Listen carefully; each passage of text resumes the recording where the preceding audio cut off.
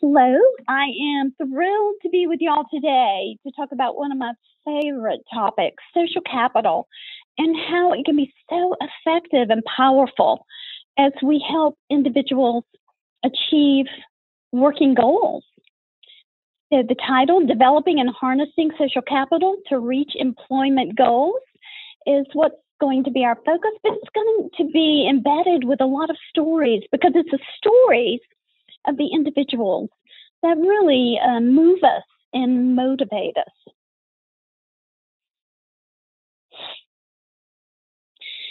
So we're going to start, of course, with thinking about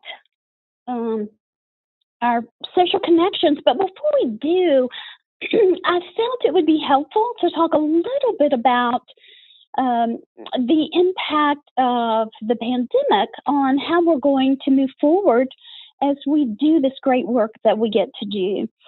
I'm going to read a couple of quotes that I think bring hope. One is from Amanda Schupak. She's a health science and technology journalist. And the article is The Coronavirus Reveals Everything That's Wrong with Work. And she goes on to say, when we eventually emerge from the pandemic into whatever life after the coronavirus looks like, experts are genuinely optimistic that work can foster our humanity. So much of how we moved through our working day did not work. And the economic divide between the richest rich and the poorest poor is just heart-wrenching. So as a result of the experiences and really getting down to a humanistic level of concern for others, researchers are finding that it's having an impact on what people want work to be. The other person is Raj Sisodia. He's the co-founder of Conscious Capitalism. And he says, under intense pressure of circumstance, human beings are capable of innovating rapidly. There's a level of human connection that can happen if you use technology in the right way. So with our dependence on technology, we're also finding that there are some benefits, many benefits, that we will want to continue as part of how we move forward based on the world of work. So we are social beings. We've been driven to connect with others since before history was able to be recorded, based on cave drawings and other such means of finding out about, through archaeological methods, how people connected. We know positive relationships contribute to longevity and happiness. Relationships can only develop when we interact with others over and over and over. Scales that rate quality of life include questions about social connections, and we know that it's relationships that help create a quality life. Robert Putnam is one of my favorite writers in the area of social capital. He's a professor of public policy at Harvard, and he speaks about social capital and the collective value of all social networks. And by social networks, of course, it's people we know and the inclinations that arise from these networks to do for each other. Reciprocity, we're going to talk about that in a moment. He continues to note that the positive effects of social capital, which is people and relationships, can reach goals that would have been far beyond the grasp of individuals in isolation. So it refers to our relationships, our social networks, and how we help one another. So as I said, we're going to focus a little bit to explain reciprocity. It's the giving and the receiving. It's the action of supporting and helping and receiving support and help as needed. Probably in your life, you have met folks who just take and take and take. That's not going to result in social capital because it's a very egocentric perspective. And social capital is all about helping one another. So where do we find it? In all these different places: friendships, networks, neighborhoods, spiritual communities, educational systems, clubs, groups, and civic associations. We also can have the opportunity to develop social capital when we're working, when we're volunteering, when we're entertaining, when we're participating, and of course in our role when we're advocating. So, as I said, it's the stories about people that really help us understand the beautiful side of how social capital can help people reach goals. So I'm going to introduce you to John, Maggie, and Megan, and this is to show the concept of reciprocity. Mr. Cobb is a neighbor of John. He teaches John about cars, repairing cars, and the names and uses of tools. He's begun to mentor John in small engine repair. To show his appreciation, John washes Mr. Cobb's vehicles and farm machinery. Maggie is teaching Juanita how to bake desserts, and Juanita babysits for Maggie when she goes to the grocery store. Megan is active in her synagogue and volunteers frequently. When her father became ill with cancer, the members arranged a rotational schedule to help care for her dad so that Megan did not have to take as much time off. So in this work we do, we cannot think about being able to develop these really great community-based outcomes and relationships without focusing on how our roles have changed, both for direct support for professionals and employment specialists, as a result of best practices, evidence-based practices, WIOA, the Medicaid waiver settings rule. All of those mandate a different way of helping individuals to have inclusive lives.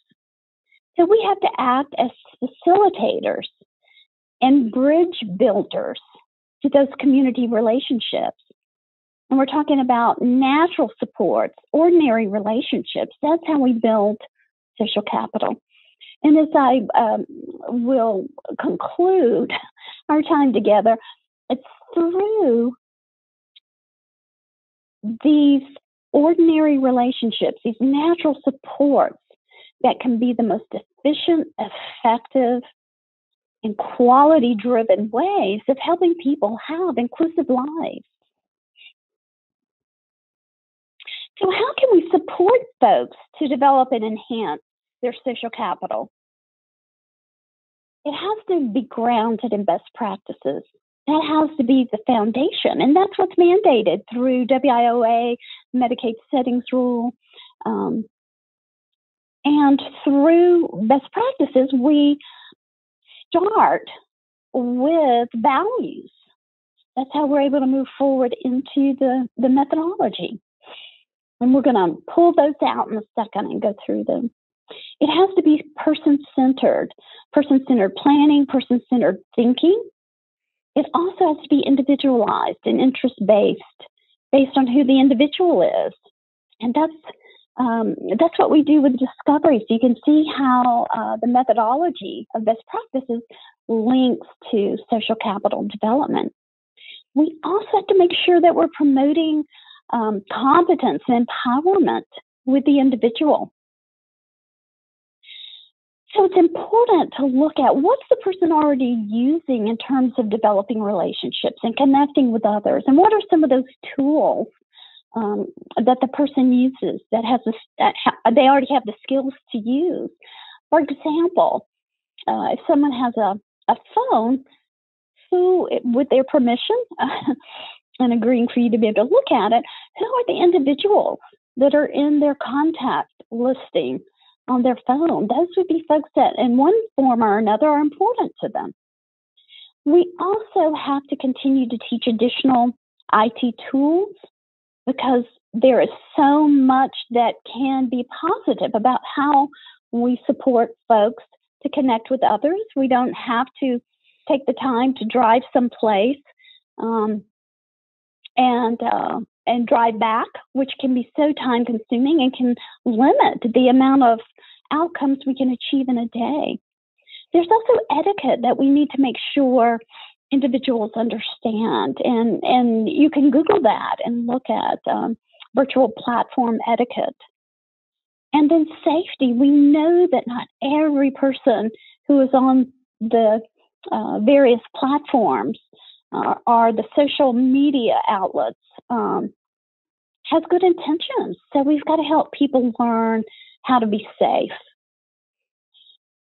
So through this shift, which has been going on for a while, with the virtual platforms increasing in importance, we don't want to link people to those typical options. We want to make it individualized and person-centered. So here are the values. I'm sure I have said person-centered in the majority of the slides as we're moving through this, because that is the overarching methodology. It's not system-centric. It's individualized. It's connected to a person and who they are and how we're supporting them to achieve their inclusive goals for having a good life. It's got to be grounded in choice, that the person is actually choosing what they want as we move through the process. Self-determination, the person being in charge of their life and making those decisions. Competence, we want to make sure that the person's being presented in a role of competence, that we're highlighting those wonderful strengths regarding who they are. Everything's got to be focused on inclusion in community settings, community experiences, and community employment. The good stuff happens in community. That's where we all find our good life. And it's no different for the folks that we get to work with. So here I want to pause because we are so guilty, and I'm not going to be ashamed of calling us out on this, because systemically we have a tendency to keep individuals linked to disability-based options. And those are artificial constructs that we've created because we, at some point, felt people with disabilities had to be treated differently. They had to be, for whatever reason, segregated. And we know that's the worst way to have a good life. So let's stop that. Let's just say, okay, we're not going to do that anymore. It's not going to qualify for what inclusive lives are being defined as through our funders. So let's shift and think differently about how community is where the good work happens. So bridge building, you heard that a while ago. So I'm going to share with you the story of Mia, Jamal, and Kala. Mia and Emily participate in a group that focuses on personal growth. Mia is interested in working in the area of health and beauty. Emily, connected Mia with Alicia. There's so many different names. Alicia owns the spa that Emily uses, and she connected her, meaning Mia, with Alicia so that Mia could learn about careers and various jobs and tasks involved in the health and beauty industry as part of the beginning journey that Mia will take regarding finding her vocational themes, her interests.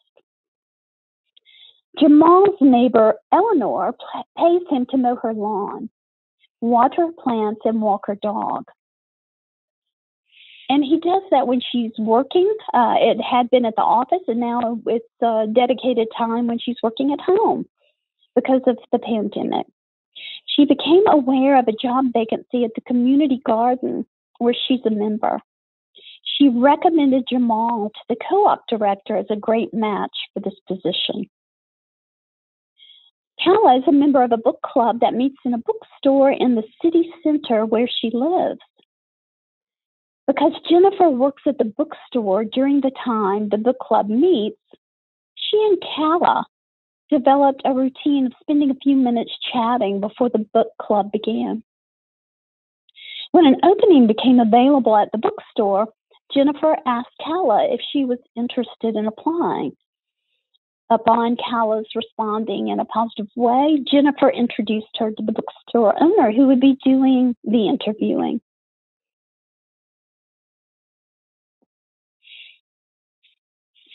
So what are those steps to begin to connect individuals? I just want to point out a little bit of the history regarding how maybe we haven't always met the goals of inclusive lives. Individuals with disabilities typically have fewer options and opportunities to make choices, to express their preferences, and that all reduces the ability of knowing how to begin to form those relationships outside of the disability service system and begin the process of building social capital. And I'm just going to say it again, this probably occurs because of our systemic tendency to keep individuals linked to disability-based options and to not view community is where the good life happens. So social capital benefits and is important to everyone's career path. Just think how often job seekers find jobs because of who they knew or who they knew. Possibly many of you obtained employment because of your social networks, your social capital. So it meaning social capital, facilitates achieving a person's employment goals. And it does this by strengthening and expanding the number of people who may be able to help, who may be willing to help. We know when there are more people in our lives, we have more options, more choices, and we have more options and choices, we can make better decisions. Mentorship and social networks are important aspects of career building. When individuals initially meet as a result of a common interest, they're already well on their way to building a relationship and linking the job seeker based on their vocational interests, their themes, their educational goals, as well as creating mentorship opportunities. So these can be very effective foundational principles as we implement best practices, as we complete discovery and the job search and the job development and customize jobs. So we want to, in summary, if you are looking at the slide, empower individuals to make choices. And the sad piece is that often we've not been supportive of people showing independence through choice. We have somehow given the message that there's some answer that we want them to give us. So they may answer responding to the question by trying to decide what is the answer you want to hear. And that's heartbreaking. So we've got to support folks and emotionally reward them for making decisions that are based on what they want, not what they think we want them to say. We have to assist with the identifying skills, interests, and preferences. That happens in discovery. We want to create opportunities for the person to talk to, connect with, give to, and share with others. That reciprocity and connecting around interest. Help incorporate into daily routines community relationship building. At every point that we're working with an individual to help them have an inclusive life, we should be looking daily at where are the opportunities to begin to connect that person with other individuals in the community that are not part of the disability system. We want to create opportunities to talk with others and who share the same interest. Where are individuals who have the same interest hanging out? Where are they connecting? Where are they hooking up virtually? We want to find those places. Again, because when people are bound by interest, then they are so much further along in that process of developing those social relationships. And the next block is just, again, reiterating, we want to guide the person in locating where people with similar interests are connecting. That's exactly what I just said. And then support participation over and over and over and over. So there's the opportunity to develop friendships out of familiarity. Those repeated interactions over time are how we develop those relationships. And it's those relationships that can turn into social capital. And then always, always utilize what the data is showing is the best way to achieve inclusive outcomes, quality outcomes.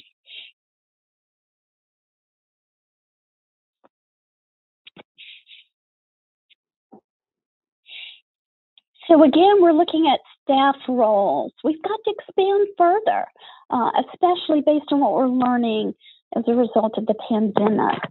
We've got to assist the individual in identifying virtual resources.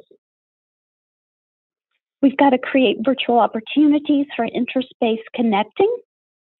Utilize other social capital to act as vouchers before the first person has had a chance to connect with others. We want to find out who may know someone that would be a good starting point of developing a possible connection.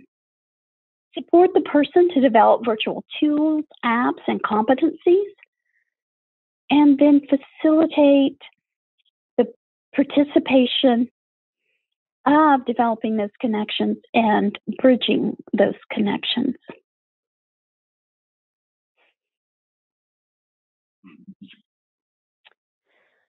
So when we think about the importance of social capital and employment, of course, it benefits and is important to everyone's career path.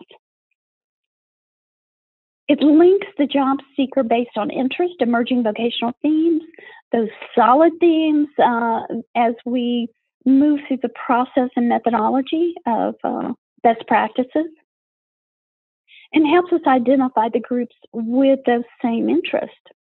It facilitates the development of mentors. It creates opportunities during discovery, job search, and job development. If there are folks who can vouch for or give us leads or even hire individuals that are a good fit, a good match between who they are and the possible job, the possible customized job. And like I said earlier, most hiring occurs as a result of social capital than typical hiring processes. Individuals with disabilities typically have fewer opportunities to make choices and express preferences. And it reduces the ability to form those relationships outside of the service system and build that social capital. So I just want to stress that again. And the role of mentorship is huge.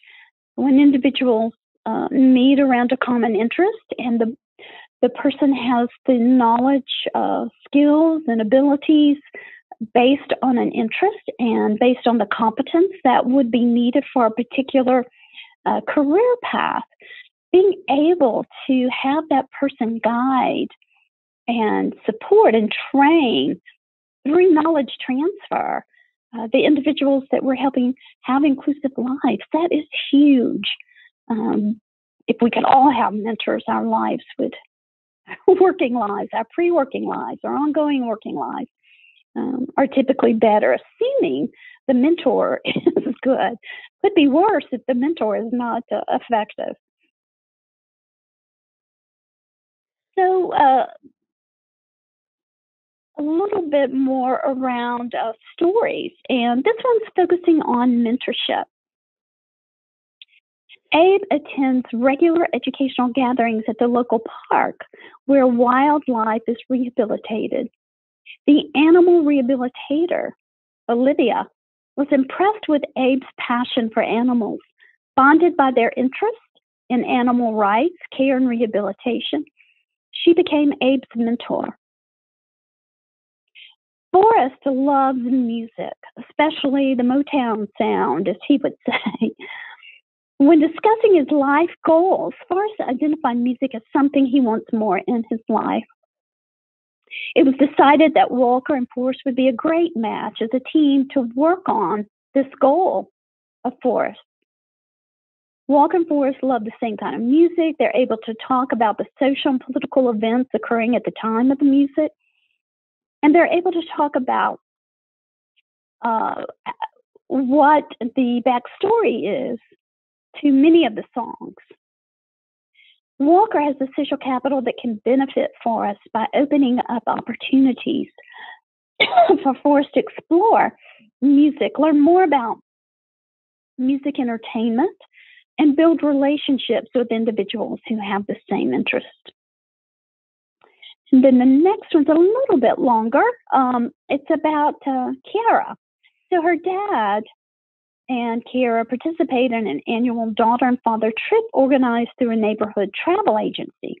Obviously, this was pre-COVID.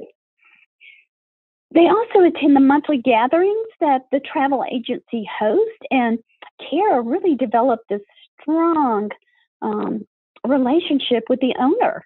And it really was a mentoring kind of role, although it was not formally defined in that way. Kiara is known for her friendly, thoughtful manner and her love of life and adventure. She's just a delight to be around. When Christopher, the son of Tamara, who is the owner of the travel agency, and Christopher's wife, Megan, decided to expand their horseboarding business to include historical tours on horseback. Tamara, again, the owner of the travel agency, who had had that ongoing relationship with Kiara, mentioned that she might be a good fit for what they were looking for and being able to expand the service. A job was customized that met Kiara's ideal conditions of employment and the needs of the business owners. That perfect fit, or I shouldn't say perfect, nothing's perfect, but that really good match between who the job seeker is and the business. She was well matched to the culture of the business as well. And that was critical to Christopher and Megan because they really wanted to produce this family-based social aspect of their business that is part of their culture, equally as important as being able to get the task done.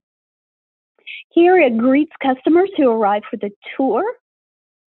She hands them the clipboard to sign in. She helps them select the safety helmet and ensures each customer reads and signs the safety forms.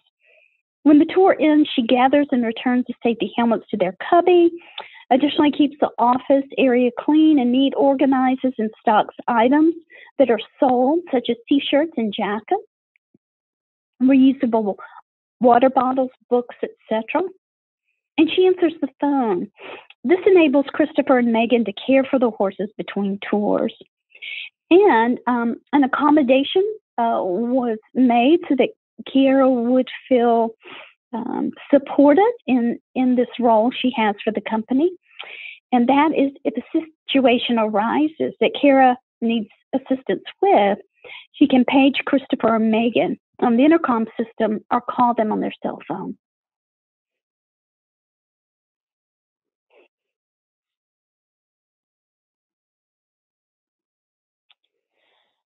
So one thing that we often don't do in our work is also look at what is the social capital of the individuals with whom we work, of the people that we're connected to in our lives? So what I recommend and what we did in the organization as we shifted to an inclusive focus from a traditional segregated focus was to inventory the social capital. Who knows whom? What are those connections? And we did it at the time when we were working with someone. For example, if someone has an interest in mechanics, we would talk to one another and find out, is anyone particularly close or have a family member or a friend who works in this area? So we use our social capital. Also, the social capital of the job seeker, inventorying who they might know, or their family might know, or their friends might know. And so the other piece that is important is if we have board of directors and they're not just figureheads, then we need to be able to bring them into the conversation. Usually board of directors are in those positions because they have good social standing and good contacts.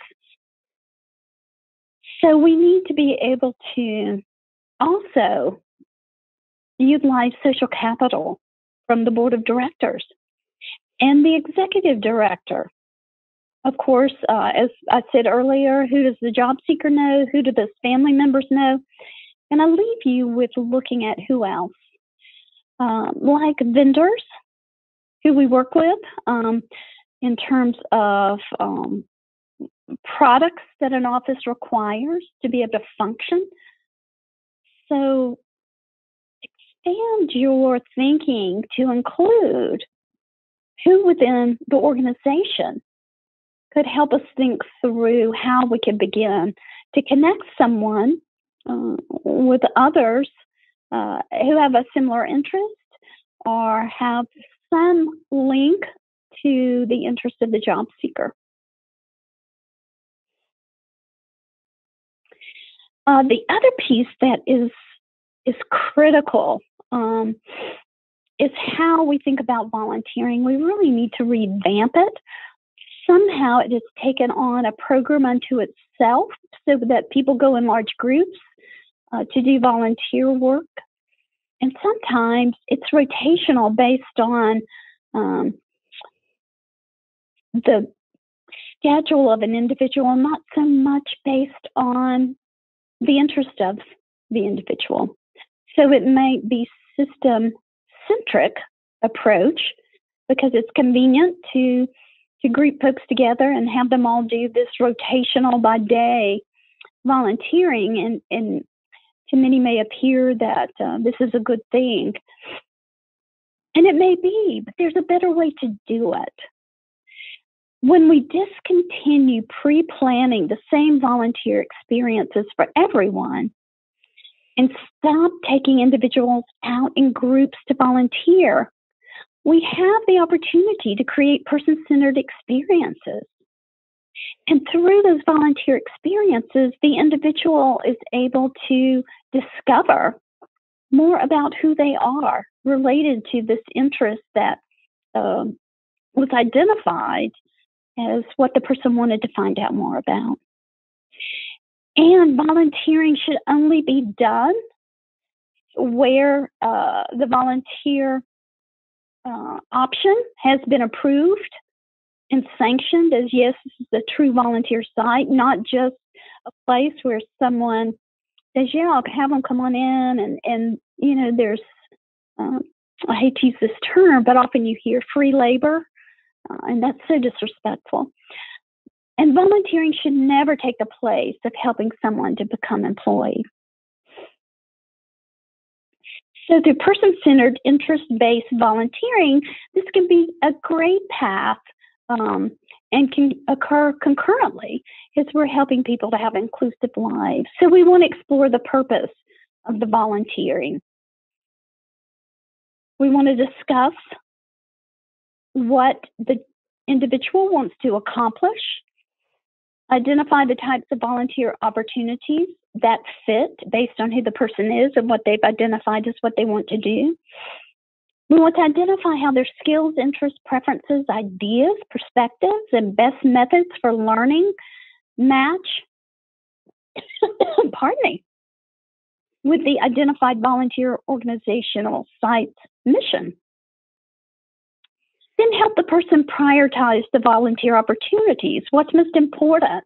Then next, what is of interest to explore? We always want to research, anytime we're connecting with a community-based organization or business or individuals, we want to research. We want to make sure that we know as much information as we can glean about who we're going to be meeting with that's respectful, and it just helps make sure that the conversation is grounded in a respectful back and forth of questions and answers. So research the mission, the qualifications for folks who volunteer, the expectations of volunteers, and then discuss with the individual, do they want to move forward? Are they ready to make an appointment with the volunteer coordinator or whomever may be in charge of volunteering? So Barash, Angela, Greta, and Amy are individuals where volunteering was done well, and it helped them in their path to further identify their vocational themes. So Barash loves animals. Whenever he has the choice, his day is spent with dogs, puppies, cats, kittens, snakes, lizards, turtles, and fish. He loves them all. He joined an animal rights advocacy group that promotes animal welfare and provides public education regarding responsible animal care. He is such a strong advocate for animals. He's currently involved in job development. And the themes have to do, or the focus of what he wants the job to be, is caring for, working with, and advocating for animals. His work with the advocacy group has been included on his visual resume, along with a stellar recommendation from Clint, who is the advocacy organization's founder. In addition to the social capital Farish has earned from his involvement in the advocacy group, Clint is using his own social capital to help create employment opportunities. Angela and her family have strong spiritual beliefs about helping others. They frequently speak of compassion and putting others' needs ahead of their own. When Angela decided she wanted to give back through volunteerism, she chose to work in an organization that provides healthy, nutritious foods that are grown locally to those who qualify. In addition to helping others, she also wants to perform clerical tasks. The tasks for the volunteer opportunity she accepted include packaging the fresh produce, answering the phone, helping with community drives, and basic data entry. She is motivated knowing that she is simultaneously helping others and growing her skills and resume. Greta grew up helping her dad in his carpentry business. When she's not participating in the day program she attends, she's helping her dad. Her skills include organizing, holding materials in place until adhered and by an adhesive, cleanup of work areas, and as she states, fetching some small materials and tools. She made the decision she no longer wants to help her dad. She wants to grow up and have her own job and friends. Her dad was proud because he knows this is a healthy goal for her. She loves makeup, hair care, manicures, spending time at the hair salon she uses. And while participating in Discovery, she completed an informational interview at the local cosmetology school. She found out they provide free haircuts to individuals who are experiencing hardship. As she and the stylist discussed the volunteer task, Greta realized they're similar to what she had been doing for her dad, such as organizing, assisting, fetching, cleaning up. By choosing to volunteer through this service, she is developing relationships based on common interest and earning social capital that will be beneficial to her job search. And Amy, she loves children. She is patient, appreciates the energy and curiosity of kids that many individuals don't. When researching volunteer opportunities with their support team, they discovered that the local museum has a children's art exhibit and an art exploration camp, and it meets on Saturdays. Following the interview and tour of the museum with Shelley, the children's art program director, they both agreed this would be a great match. After volunteering for 8 months, an opening became available in the children's art area of the museum. While parents tour the museum exhibits, their children can interact with the various art mediums, child-safe installations, and play. Shelley knew who she wanted to hire for this position when it became available. Amy is no longer a volunteer. She is now a happy employee.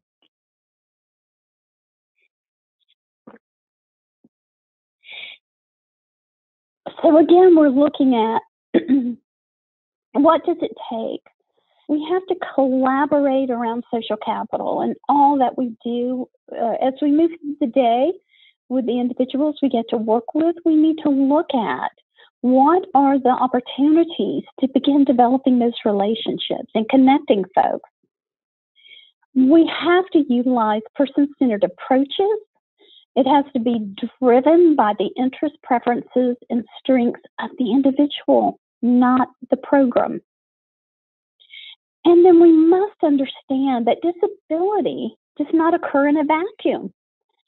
It's part of the local community and economy. If we all live long enough, we're going to have some form of disability through our sensory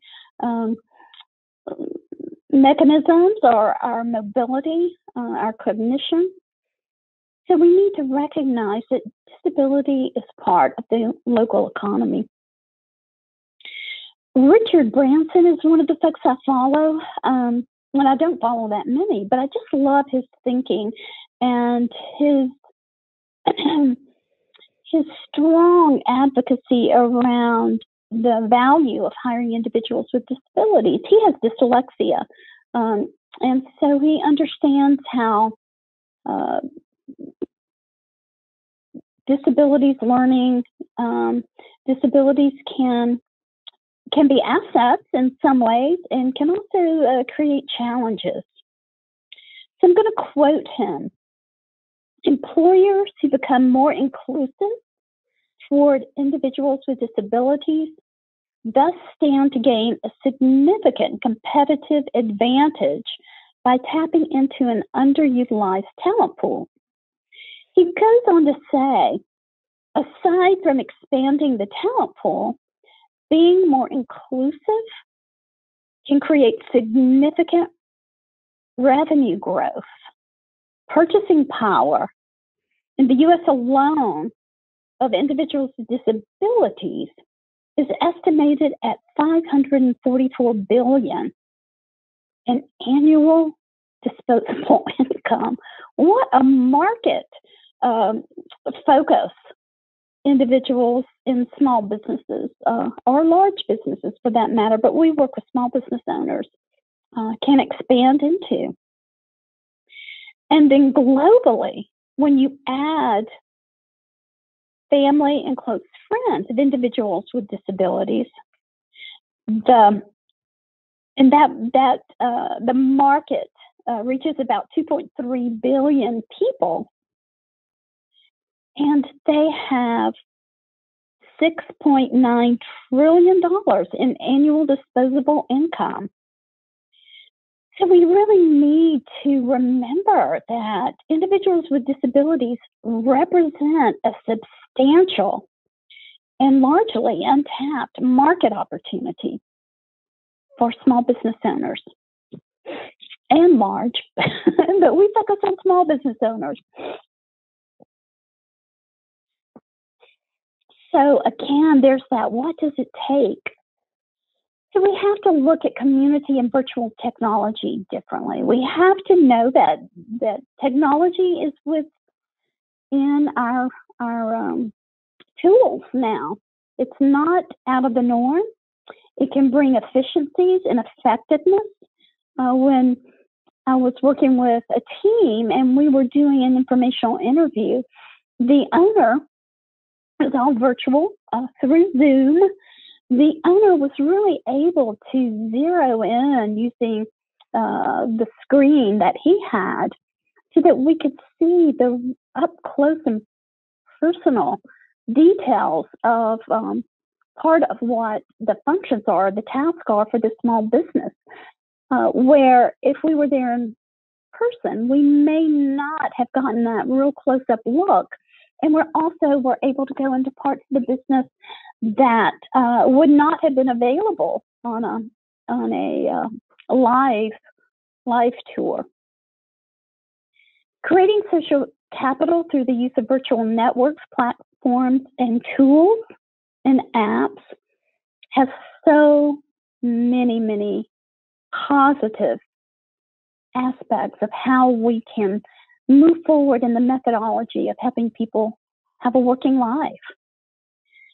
We have got to spend more time connecting with local small businesses and less time connecting inside traditional systems. And again, I point out the caution.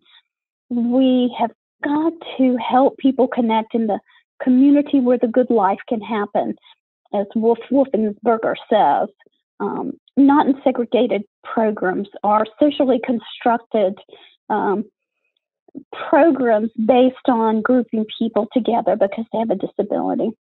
And then we've got to use virtual informational interviews as powerful means of helping the person find out, based on the interests that they have, what's involved in that, so they can determine if that's an emerging vocational theme or a solid theme or not a theme at all, because that was new information that the person was not interested in. And implications for organizations. So organizations who provide supports and services to individuals with disabilities are uniquely positioned to assist in building strong, diverse communities. And that's what we all want. Integrating relationship building into each individual support plan is a valuable starting point. When we do this, social capital development, relationship building evolves into practice. It's just a given that's part of those foundational principles that we utilize to help people reach goals. Facilitating the individuals to develop and enhance their social capital is one of the most efficient and effective ways to achieve state and federal policy mandates, such as the Workforce Innovative and Opportunity Act, WIOA, and the Centers for Medicare and Medicaid Services settings rule for the Medicaid waiver. Other ways we can further social capital as a practice is through grant writing, including that as part of the outcomes, and harnessing the social capital of organizational board members and leadership team members. And finally, when we recognize that those we serve and work alongside are asset-rich citizens and find ways to engage them in helping themselves and others, our communities are enriched. So building relationships, in summary, into support plans and making that a practice, including social capital development and grant writing, and expecting organizational leadership and board members and vendors to help create those opportunities for employment and development of social capital. So finally, I just want to thank the individuals whose stories demonstrated what is possible. It is those stories that move us. It is those stories that bring what we're talking about, what we're doing, to life. And whenever an individual has a story and we tell it based on what they want their story to be told as, then individuals are less likely to be pushed to the fringe, to be considered other, and less likely to be prevented from having an inclusive life. I hope our time together was beneficial, that hopefully maybe gave you some ideas to share with the individuals we get to work alongside to help them have inclusive lives. And if you have any questions or comments, there will be a chat room available, and I will be sure to get back with you. So take care.